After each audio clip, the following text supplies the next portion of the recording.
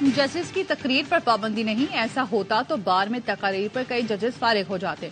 मसला शौकत अजीज सिद्दीकी की तकरीर में उठाए गए निकात का है। तशवीश इदारे की साख से मुतालिक है। हम कार्रवाई को कैसे आगे बढ़ाएं? चीफ जस्टिस के साबिक जस्टिस शौकत अजीज सिद्दीकी बरतरफी केस में रिमार्क्स। कहा तमाम फरीकेन तस्लीम कर रहे हैं, मुकम्मल इंक्वायरी नहीं हुई।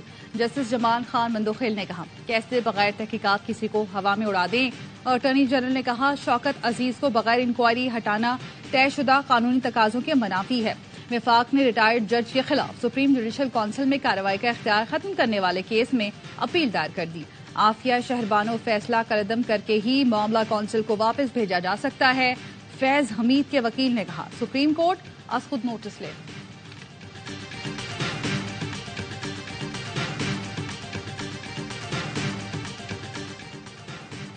बरतरफ जस्टिस शौकत अजीज सिद्दीकी के वकील हामिद खान ने अदालत में मौक़िफ़ अपनाया। फैज हमीद इल्जामात की तरदीद कर रही हैं। सुप्रीम जुडिशल काउंसिल को पहले इंक्वायरी कराना चाहिए थी। सुप्रीम जुडिशल काउंसिल की कार्रवाई गैर कानूनी करार दी जाए, कमीशन बनाकर इंक्वायरी करानी जाए। एडिशनल अटॉर्नी जनरल ने बताया जब शौकत सिद्दीकी ने तकरीर तस्लीम कर ली तो इंक्वायरी नहीं की गई। जस्टिस हसन अजहर ने रिमार्क्स दिए उन्हें 2 माह तक सुना गया। आप ये नहीं कह सकते कि उन्हें सुना नहीं गया। बैरिस्टर सलाहुद्दीन ने कहा सुप्रीम जुडिशल काउंसिल को रिमांड के लिए केस वापस नहीं भेजा जा सकता। चीफ जस्टिस ने कहा आप हमें कोई हल नहीं बता रहे बल्कि कह रहे हैं सुप्रीम जुडिशल काउंसिल बन जाए।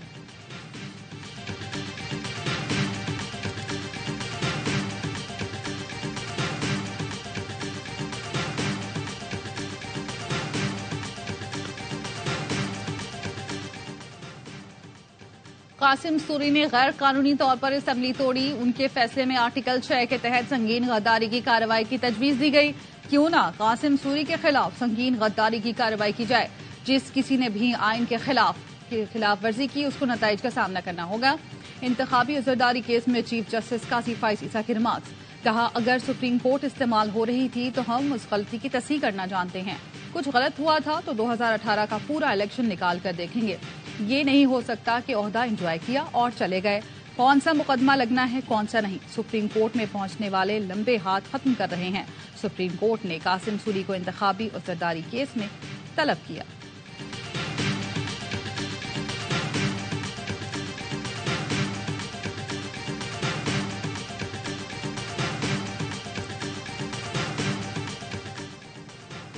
इलेक्शन कमीशन ने मुल्क भर के कंटोनमेंट और बल्दियाती इदारों के तरक्याती फंड्स मुंजमद कर दिए।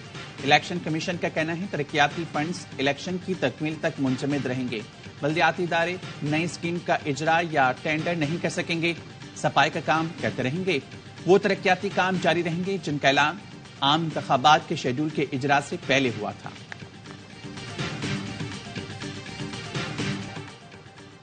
इलेक्शन मैनेजमेंट सिस्टम इंटरनेट की बंदी से मुतासर होगा, न नताइज रुकेंगे। तर्जुमान इलेक्शन कमीशन नदीम हैदर ने इंडिपेंडेंट उर्दू को बताया कि आम इंतखाबात में इलेक्शन मैनेजमेंट सिस्टम का इस्तेमाल किया जाएगा। ये एप्लीकेशन इंटरनेट की बंदिश की सूरत में सैटेलाइट से भी काम जारी रखेगी, जिससे नताइज ताखीर का शिकार नहीं होंगे।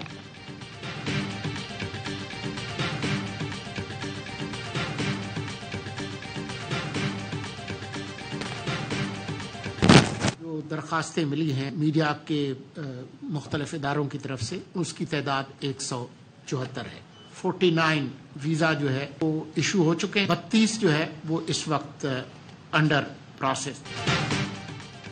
मुल्की और गैर मुल्की मीडिया इलेक्शन की कवरेज करेगा। कवरेज के लिए 49 वीजे जारी किए जा चुके हैं। 32 अंडर प्रोसेस हैं। दिल्ली हाई कमिश्नर की तरफ से 24 दरख्वास्तें प्रोसेस में हैं।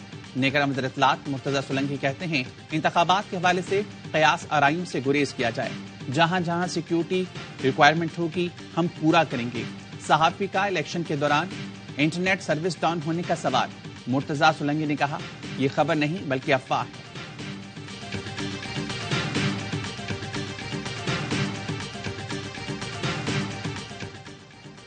सेक्रेटरी सेहत और मेरा साथ काम करना मुमकिन नहीं। उन्होंने मुझे बाईपास किया, सवाल किया तो कहा निगरां वज़ीर आला ने हिदायत दी थी। निगरां वज़ीर सेहत सिंध डॉक्टर साद खालिद कहते हैं निगरां वज़ीर आला इलेक्शन कमीशन और चीफ सेक्रेटरी को सेक्रेटरी सेहत की शिकायत कर दी। फलाही इदारे को 10 साल तक हर साल 2-2 अरब देने की मंजूरी, निगरां सेटअप का मैंडेट नहीं। जिना और सिविल अस्पताल सालाना 40 से 70 लाख टेस्ट कर रहे हैं, लेकिन सेक्रेटरी हेल्थ ان اسپتالوں کو 50 کروڑ دینے پر بھی رضامند نہیں۔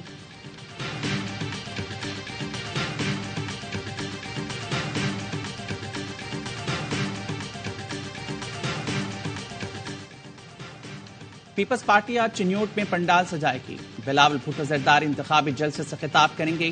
ہاکی اسٹیڈیم گراؤنڈ میں جلسے کی تیاریاں جاری، جلسہ گاہ کو پارٹی پرچموں اور بینر سے سجا دیا گیا۔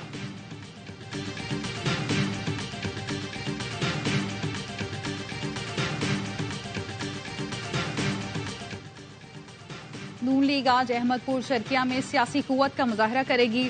صدر مسلم لیگ نون شہباز شریف جلسے سے خطاب کریں گے۔ کرکٹ اسٹیڈیم میں جلسے کی تیاریاں جاری، مریم نواز لاہور کے حلقہ NA 130 میں ریلی نکالیں گی۔ نواز شریف بھی ہمراہ ہوں گے۔ مریم اورنگزیب کہتی ہیں نواز شریف حلقے میں کارکنان اور عہدیداروں سے ملاقات کریں گے۔